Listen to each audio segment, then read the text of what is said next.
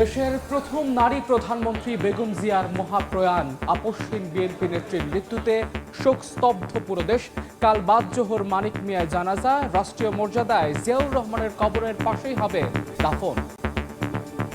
যিনি নেত্রী থেকে শত শত সন্তানের, কোটি কোটি সন্তানের মায়ের রূপান্তর হয়েছে। মানুষের প্রতি ভালোবাসা, নেতাকর্মীদের প্রতি তার যে স্নেহ ভালোবাসা, ওইটুকুনি আমরা আগামী দিনে তাকে বাঁচিয়ে রাখতে চাই। ওনার কাছে আমাদেরকে অনেককেই শিক্ষা নিতে হবে যারা জাতীয় রাজনীতি করে। তার মৃত্যুতে 7 দিন ব্যাপী বাংলাদেশ জাতীয়তাবাদী দল বিএনপি শোক পালন করবে। আগামীকাল দুপুর 2টায় পার্লামেন্ট ভবনের দক্ষিণ প্লাজায় যে মাঠ এবং মানিক মিয়া অ্যাভিনিউ, এই পুরো অংশ জুড়ে আমাদের নেত্রীর জানাজা অনুষ্ঠিত হবে। বেগম জিয়ার মৃত্যুতে 3 দিনের রাষ্ট্রীয় শোক, কাল সাধারণ ছুটি ঘোষণা।